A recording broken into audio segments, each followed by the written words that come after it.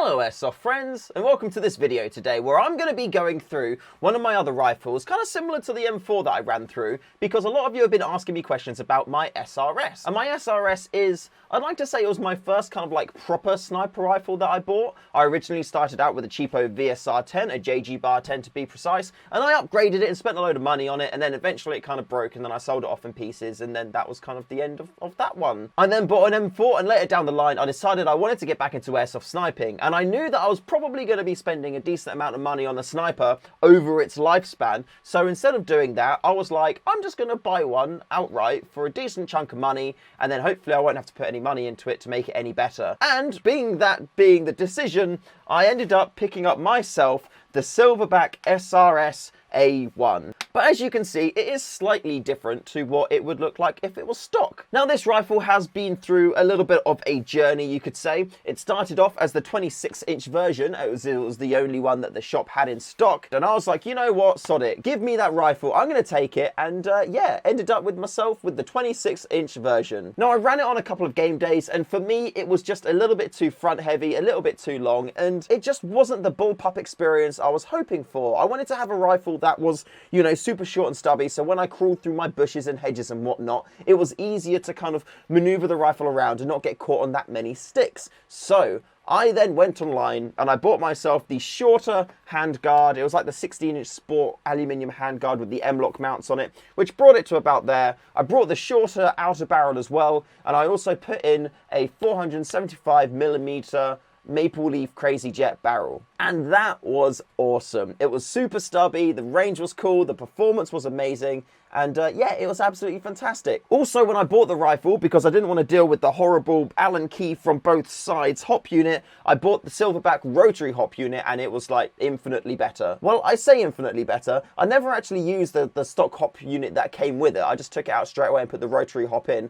But what would you rather do? Twist a dial easily to adjust your hop, or have to do an Allen key in there and an Allen key in there every time you want to do it? I know what I would rather do. When I changed the barrel out, I'd also bought a load of different springs that came with it too, because I didn't want to run the stock spring anymore. Instead, I started running the 95 Newton Silverback SRS spring, or it's an equivalent to an M150 spring, and that seemed to get me the exact FPS that I wanted. Since then, though, I have picked up a few other sniper rifles, as you'll be aware of. I got the ASG Scorpion Evo 3 DMR build, I got the Novritsch SSG 96, I got the Novritsch SSG 10, and more recently I picked up the Action Army AACT 10, although I also did get the super cheapo MB03 sniper rifle VSR to test what the cheapo sniper rifles are like, and I was very impressed with that. So my sniper rifle collection has kind of exploded a little bit, and sadly the SRS didn't really get as much attention because I was just having more fun using the other snipers. But because of lockdown, I had a lot more extra time on my hands,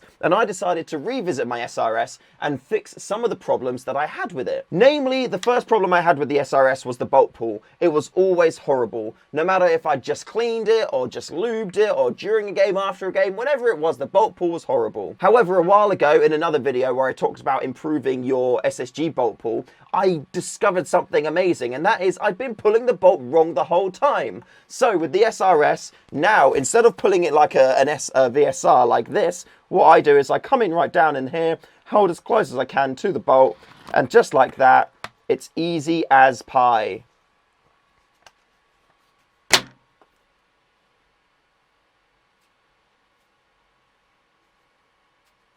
I've just put a hole in the ceiling.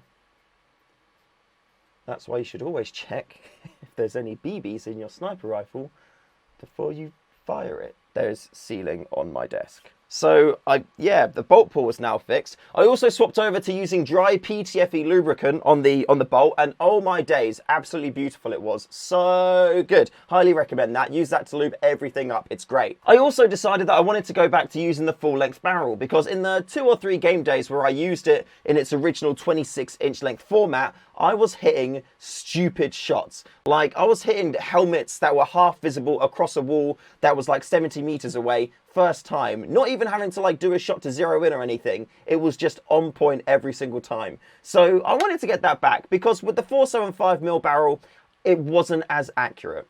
And I'm okay saying that. I'm okay saying that. I think that's fine that that's the case. But I wanted to go back to the 680mm. So what I did was I have kept the short outer barrel in there, which comes up to about here. I then custom made this mock suppressor slash outer barrel integrated jobbo that screws on there. And then there's also a separate piece here, and that goes over the outer barrel so it doesn't look all weird and see-through through these marks here.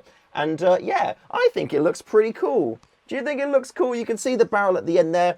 It probably won't focus, but you can see the barrel at the end there is super centered in there too. And that's because when I made this part, I included 2 baffles in there that will center the barrel and hopefully keep it all nice and straight inside there. So that is something I'm very excited about getting in the field and testing. One of the other things that I've done to this is I've put a Novrich scope on there, and I really like the Novrich scope because it is very close to the rail. As you can see, there's not really much of a gap between the scope and the rail, and that means that's going to make it harder for me to hit sticks and twigs and stuff when I shoot, because the further away the scope is from the rail or from the barrel, the more difference in where you're aiming to where the BB is going to be, so it's easier to hit stuff that's in the way. So you always want to have it as close as possible. So with the Novrich scope, it's now super close compared to what it was like with the scope I had on there beforehand. I've also custom made this little camera mount, which you can see. It actually replaces the top mount on the scope here, and it allows me to mount my ROM cam exactly the same level and height as the top of the Novrich scope.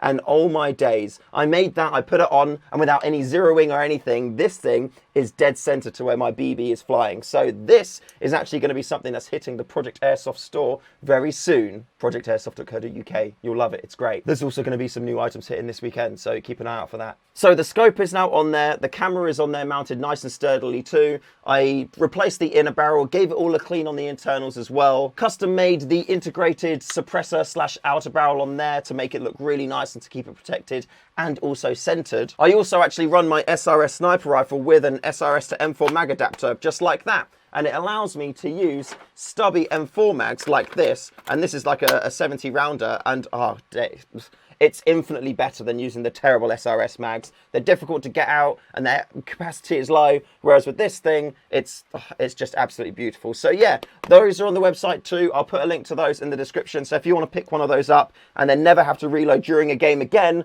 then you can pick one up. Look at that. It doesn't get in the way at all. And if you want to reload, it's just like that.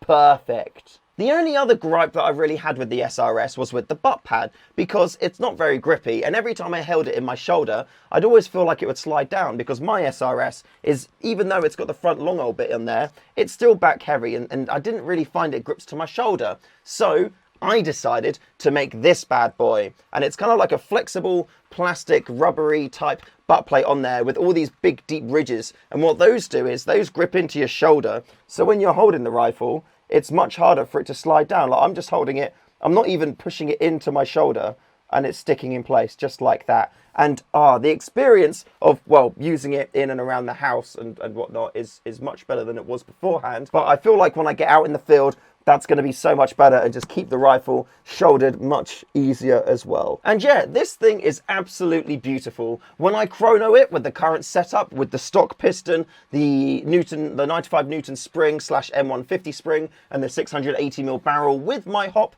adjusted correctly for the shot that I'm going to be firing, I'm getting 322 FPS on 0.46 gram BBs, which is roughly equivalent to 2.01 joules, I think, around that part, if my brain remembers correctly. But looking at this chart, you can see on 0.46 gram BBs coming across here, 322 FPS, 500 or the 2.32 joule limit for me, I come 7.7 FPS under. And for me, that's perfect. I'm happy for that to be the case, because say it's on a hot day, my spring is probably going to be a little bit softer, which may mean I'll get more FPS, or if it's colder, I may get more FPS. That's actually going to be an upcoming video where I'm going to test different springs and different temperatures to see how much it really does affect it. But 7 FPS either way, I feel like that's comfortable enough that if you know, I need to lose some FPS, instead of using 4.6s, I could put 0.4s in, and then that will be okay. Or at a push, I can always take some spare springs with me to swap out and get less FPS if needed, because it's so easy to do on the SRS, and it's one of the things I love about it. So yeah, that is my SRS story. It's not got the most upgrades in there at all. I mean, the barrel has gone back to stock, so I could potentially look at putting a precision barrel in there, but the performance I've had with the stock barrel has been great. It's got the rotary hop in there, the 95 Newton spring, stock piston, stock cylinder, and everything else in there is really stock. And you know what? It's fantastic. And for what? I think I paid £600 out the box for this. For that amount of money, I'd like to think it would be all right out the box too. And that's it for this video. So thank you all very much for watching. It's been an absolute pleasure having you here with me today. Huge shout out to all of my lovely patrons as well. You are beautiful people. Thank you very much for directly supporting the channel. Yeah, I really, really appreciate it. Also a big shout out to Project Airsoft as well for sponsoring this video. Lots of accessories and upgrades in there as well. And I'll also link to the SRS butt pad if you like that. And yeah, that's it. So thank you very much for watching. Remember to call your hits, and I'll see you in the next one.